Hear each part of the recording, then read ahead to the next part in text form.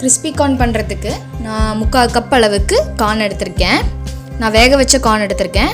நீங்கள் பச்சை கார்ன் எடுக்கிறதா இருந்தால் அதை இந்த மாதிரி முழுசாக பிச்சுட்டு ஒரு 2 நிமிஷம் சுடு தண்ணியில் வேக வச்சு எடுத்துக்கோங்க. இப்போ நம்ம இதை ஒரு பாத்திரத்தில் மாற்றிடலாம்.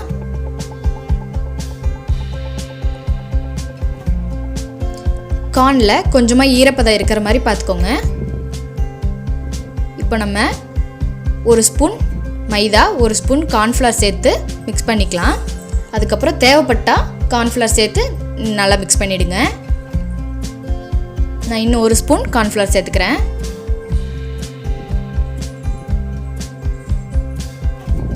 சேர்த்துட்டு நல்லா ட்ரையாக உதிரியாக இருக்கிற மாதிரி பார்த்துக்கோங்க.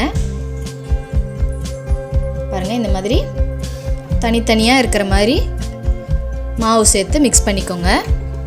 இப்போ நம்ம இதை ஆயிலில் ஃப்ரை பண்ணி எடுத்துக்கலாம்.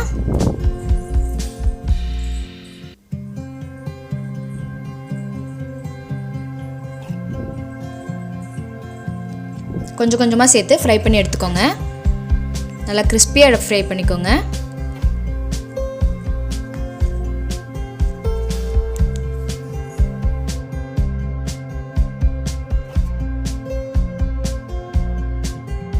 நம்ம சேனலில் ஆல்ரெடி கிறிஸ்பி மக்ரோனி பண்ணியிருக்கோம். அதே மெத்தட் தான் இதுவும்.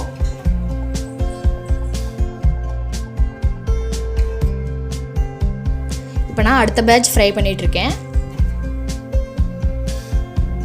பாருங்கள், நல்லா கிறிஸ்பியாக ஃப்ரை ஆகிருக்கு. இதை எடுத்து ஒரு பிளேட்டில் வச்சிடலாம்.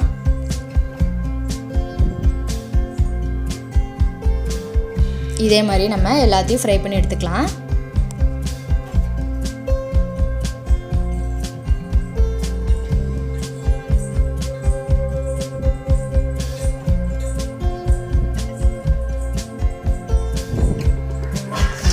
நல்லா கிறிஸ்பியாக வந்திருக்கு.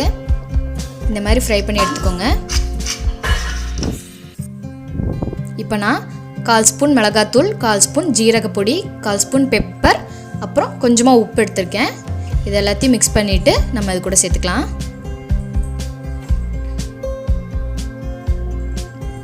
இதோட டேஸ்ட் எப்படி இருக்குன்னா, வெளியே வந்து நல்லா கிறிஸ்பியாக இருக்கும். நம்ம அந்த கோட் பண்ணோம்ல அந்த மாவெல்லாம் சேர்ந்து நல்லா கிறிஸ்பியாக இருக்கும். உள்ள கார்ன் வந்து சாஃப்டாக இருக்கும். ஏன்னா நம்ம வேக வச்ச கார்ன் எடுத்துருக்கனால உள்ள நல்லா சாஃப்டாக இருக்கும்.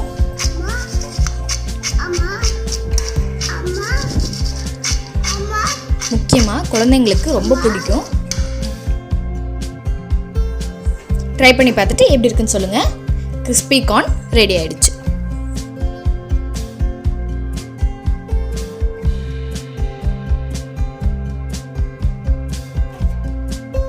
கிறிஸ்பி கார்ன் எப்படி பண்ணுறதுன்னு பார்த்துருப்பீங்க.